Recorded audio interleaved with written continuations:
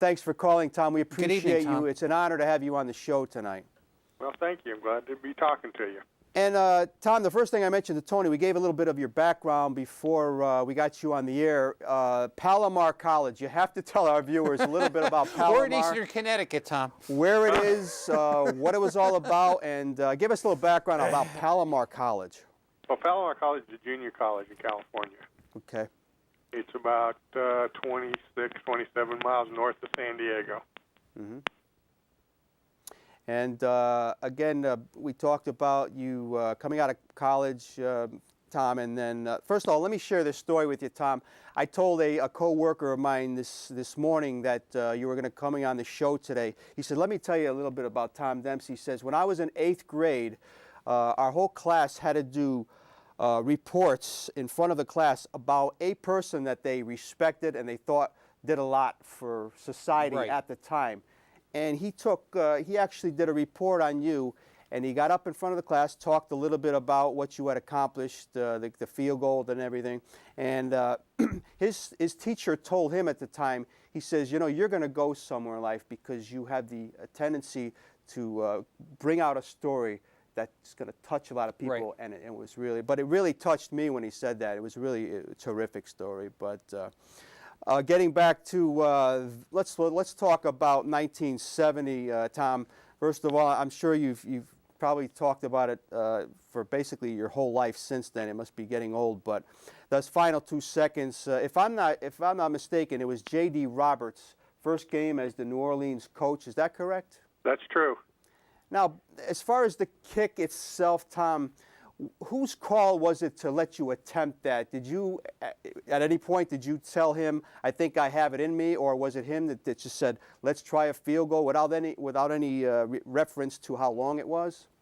Well, actually, Don Heinrich was our offensive coordinator at the time. Was the one that called the field goal. Mm-hmm. When the Lions kicked the field goal and went ahead, they had to kick off to us, and then we had one other pass play. And as he used to call me, Stumpy, so he called down on the phone to say, "Tell Stumpy to get ready. We're going to kick." Mm-hmm. And I don't think anyone wanted it to be 63 yards. You know. Wow. I think they wanted a little closer than that. Yeah, and you know, it made it with a little to spare. When you first kicked it, Tom, do you think it had a good chance? Yes, I did. You know, kicking a football is a lot like playing golf. Not that I'm a good golfer, but I hear you. But when you hit it, you know you hit it. You know, you just feel it. And it was kicking toward the closed end of Tulane Stadium, and it was the tougher end to kick out because you got some swirling winds every now and then that pushed it off. But it stayed true, stayed straight. And Tony, I had just talked about it, Tom. We had talked about Tulane Stadium being below sea level. Right. Actually had probably more resistance versus the Jason Elam kick in Denver 10 years ago. So a lot of people still consider your feat a little more difficult. Tony, question for Tom. And Tom, again, it's a pleasure to have you. I mean, I could remember, now I'm in my early 50s, and I can remember Alex Karras, who probably started his comedy career on the whole thing of, well, we decided to line up and we were going to watch this event and we were all going to sit there and laugh, when it was over. As far as, this whole thing with the lines of, we didn't try, did that get kind of irritating after a while? No, because you have to understand Alex Karras. He's just a funny guy, But Alex Karras, as a football player, never did anything halfway. He was truly one of the great players in the NFL. Yeah. So he tried to rush it, and the pictures show that he did. And we've talked a few times about it, but he just likes to have fun. He sure was a character, and we're actually going to talk a little bit more about the 70 New Orleans Saints toward the end of the show, Tony. That's our featured team of the week. But as far as that team itself, that year, Tom, your kick obviously won one of the games that year. I think you also beat the Giants that year, 2-11-1, fourth in the NFC West. Tom Fears started the season. J.D. Roberts finished it. A tough season. What was the morale like of that team during that season? That was a tough time for New Orleans football. It truly was. We lost our head coach and got another coach in. and we weren't playing well. You can't hide it when you don't. I wasn't having the greatest year. I tore a muscle in my hip during the preseason, and I hadn't kicked a lot, and I wasn't really kicking that good all year long, accuracy-wise. But I wound up with a good year, and not just the 63-yarder. I had quite a few good kicks, but we weren't that good. Yeah, you can't hide it. Yeah, it was a tough time for New Orleans football, and they didn't really get it together until years later. Question, Tony. And Tom, as far as being on the Saints, now I can remember, I think there was a movie shot down there during the the late 60s with Charlton Heston playing a quarterback in number 1. Did you run into that at all? Was any of that kind of, overlaying the football season? Well, not really. They actually filmed that movie the year before I got there. I see. And they used a lot of the Saints players during filming it. And they had told me stories about it. They all had a good time doing it. They kept telling me it wasn't Charleston Heston throwing the football because he could only throw it 3 or 4 yards. And it was an entertaining environment. I mean, from what I remember, Al Hurt would play the trumpet, and I remember that. Yeah, that's New Orleans all together. And you're watching Monday Night Sports Talk on the phone with legendary NFL kicker Tom Dempsey. Tom, you play with some great players as far as teammates. I was just looking over some of the rosters of the teams you play with. Guys like Harold Jackson, Harold Carmichael, Fred Dreyer, Lawrence McCutcheon, Jack Snow, John Hadle. These are great names in football. Billy Kilmer. Don't forget him. Yeah, there was just so many. I'm just going to ask you off the top of your head, who do you think was the most talented player that you were ever a teammate of, Tom?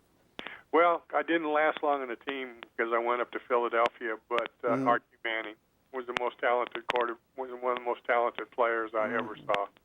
If he would have been on a good team with good coaching, he'd be in the Hall of Fame right now. How can you argue with that? Look at his 2 sons. When you think about Archie's Archie done a Manning, fine Tony, job. you think about a guy that took a beating in those years. Oh, I remember watching. But never complained. Never. It was just. I remember in college, he was just a terrific quarterback. But how can we forget Archie Manning? It was just a great family and great genes in that family. Oh, for sure. Okay. A great family. They taught their kids not just football, but how to be a man. Amen to that. They certainly did. That's right. right. My wife Olivia she's a sweetheart, but Archie's one of the finest men that's ever been my privilege to know. Yeah, that's a great thing. Tom, last question about the kick. Is it true that Nixon called you, or is that a rumor? That's a rumor.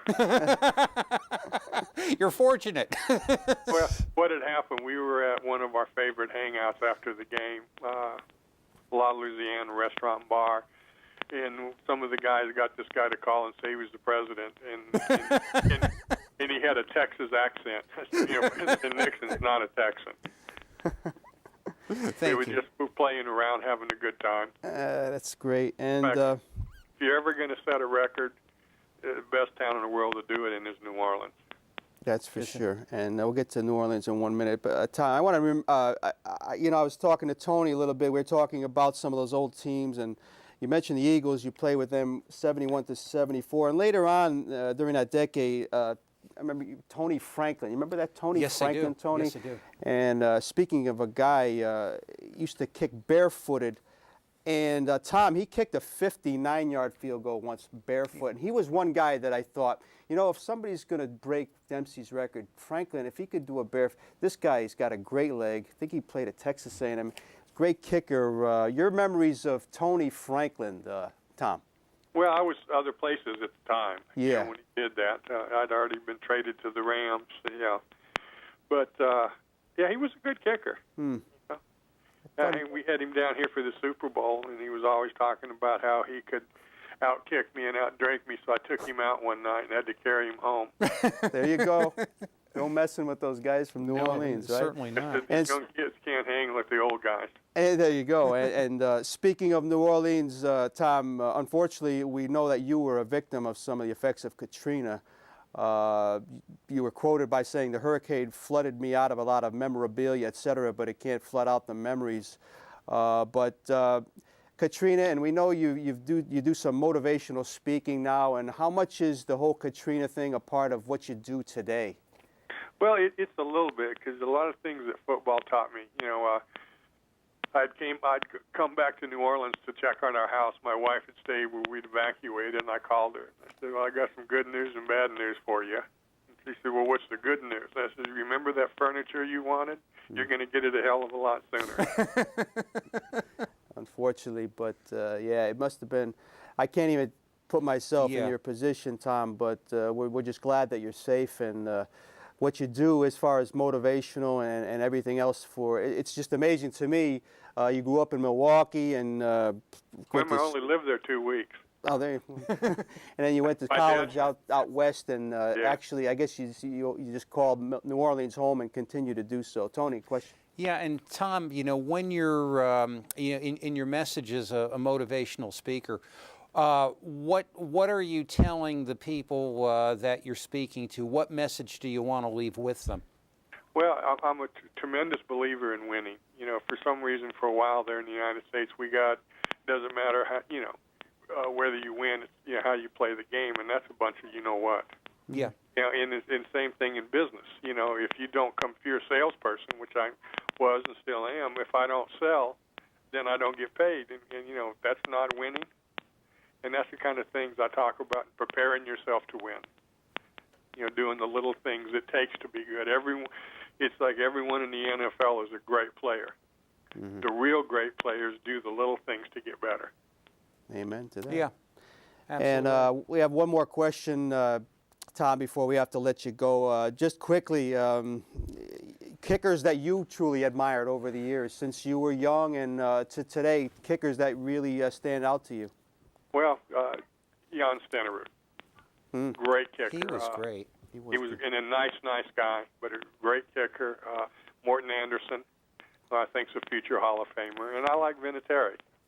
Yeah. He's good under pressure, and I met him at the card signing show one time, and he's a nice young man. I kind of pull for him.